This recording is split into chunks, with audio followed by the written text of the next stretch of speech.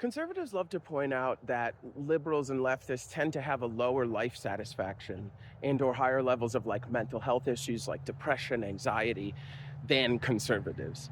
And they're once again confusing cause and effect and or confusing correlation with causation, right? They think that because those people have more mental health issues or that they're generally otherwise unsatisfied with their lives, they take it out and say everything's wrong, everything's bad. But the reality is we can just look at the actual problems in the country and say there are problems, whereas conservatives tend to live with their head up their ass instead of facing reality. But what's important to remember is that this dissatisfaction, these mental health issues with respect to the world around you, political ideologies, goes away when you start to move from words and beliefs to action, to doing something to address those problems.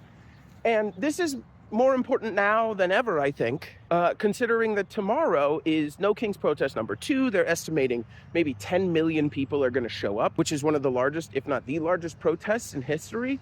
And if you're a person who, you've never done a protest or done any act of civil disobedience before, this is a great first step for you to get involved. Just show up. You don't even have to make a sign, but you need to remember that this is a first step. And I want to start by saying I don't agree with what a lot of people on the left are saying, and that there's no point to this protest. It's just controlled opposition. It's just designed to take the wind out of your sails. You can go to this protest and not let it take the wind out of your sails. When you remember that this is a first step, then the protest is actually really meaningful and important. Not to the administration, because the administration doesn't care if you don't like them. The administration doesn't care if you don't feel safe or happy or if you have rights. Their only goal is to consolidate wealth and power. Their goal is not to make you happy or free or whatever they say their goal is to you to get you to continue to support them. Their goal is to take power and wealth away from us. It's not about our personal rights or our personal opinions, because their goal is to get to a point where it doesn't matter if every person in this country would vote against them. Their goal is to not have elections anymore. But it is important in the way of solidarity. If you're a person driving around town and you see hundreds of thousands or millions of people across the whole country who are standing up against this, you may start to feel a little more comfortable coming out of your shell yourself. So I do think it's important in that way, but it's also more important that you don't let this be the last step.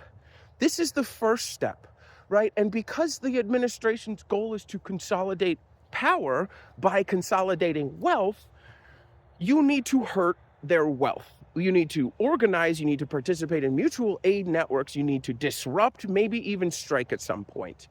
And if you don't know how to do that or what that might look like, I saw this amazing video on TikTok the other day, which she lays out a plan, step by step, what you can do to hurt this administration where they care about it, which is their wallets. Showing up to these protests is a great way to show some solidarity with the people around you. And you also need to remember that the people around you are the only way we are going to get out of this mess. It's not by trusting the administration to grow a conscience all of a sudden or do the right thing. It's not that they're going to read our signs and then say, maybe we're wrong for being fascist. No, they know exactly what they're doing, and they're not going to change course until you disrupt their course. So if you're a person and you've never been to a protest before, or this is your first time participating in civil disobedience, show up. Show up with an open mind and open ears to listen to the people around you. And remember that this is a first step, not the last step. It's not the only thing that's going to make this administration buckle at its knees, but it is an important step to take nonetheless because of the solidarity it shows with your community. And if you're a person who thinks that these kinds of protests are just controlled opposition, they're just there to make you feel like you're doing something when you're not, show up. Show up and educate people, remembering that many people, this may be the first time they've ever shown up at a protest. Educate them.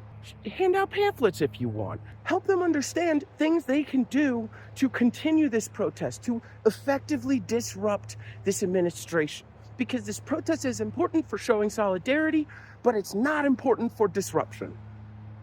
And we have to disrupt. You know, these are the same people who are like, these protests aren't enough. We need to have mutual aid. We need to develop community. We need to disrupt and strike. And then these opportunities come up where you can actually get a whole bunch more people in your community to agree with you by talking to them and educating them. And you show up and disrupt the protests. You get up there and you talk about who's funding it. And it's like, can we just use this opportunity?